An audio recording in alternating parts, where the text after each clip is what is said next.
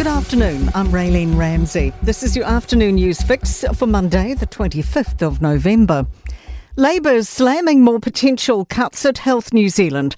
Internal memos to staff show workers are being invited to one-on-one meetings for discussions on disestablishing more jobs. A senior leader wrote he doesn't feel in the least Christmassy when speaking about how difficult the cost savings have been.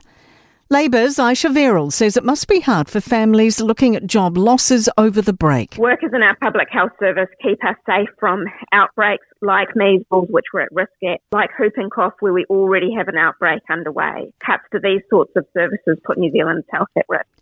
A warning about criminals posing as locksmiths who are charging jacked up prices after promising to open locked doors cheaply. The scams have been reported in Auckland, Christchurch, Wellington and some regional areas. Master Locksmiths Australasia says the scammers also often damage doors that need to be redone by a professional. President Martin Coote says there are ways to spot a real locksmith. All Master Locksmiths turn up in marked vehicles, usually with the Master Locksmiths logo on it, and also will be wearing a uniform. That's what professionals do. Police will gradually take full occupancy of a new police station in Auckland CBD on Federal Street starting January. It's where patrols have been based, but it'll take over the entire building and open a public counter next year. Police say there are 51 beat positions in the CBD. Police Minister Mark Mitchell says the new station will let officers respond to crime more quickly and make residents feel more safe. Two Otago Corrections Facility staff are the latest victims of prisoner violence, allegedly assaulted by an inmate. Jamie Cunningham has more. General Manager Dave Miller says a prisoner hit the pair in the body and head as they moved him to his cell last Friday. He says the staffers were assessed by medical staff, then had further checks off-site as a precaution.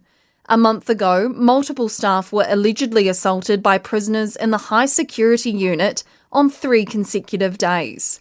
Retail sales are still sliding. Latest Stats NZ figures show sales volumes were down 0.1% in the 3 months to September on the previous 3. They were down 1.7% annually. Jacob Jones reports. 10 of the 15 industries recorded falling sales. Reduced spending on groceries, food and beverages has been slightly offset by increased spending on vehicles, electricity and electronic goods. A Retail NZ survey found 70% of retailers didn't meet sales targets during the quarter. The change in US presidents will likely be felt in New Zealand's agricultural trade. A Rabobank report is highlighting possible implications of Donald Trump's administration. It suggests the returning president's approach could shift export demand and global trade partnerships. Senior analyst Emma Higgins says it could also push up costs for US consumers and businesses. So the impacts, when we think about it from an agricultural lens, could lie in higher inflation, changes for consumer behaviours, and also changes for international trade dynamics going forward. In sport, All Blacks coach Scott Robertson will spend the summer debating if he should be more adventurous with his test selections after finishing with a 10-win, 4-loss record this year.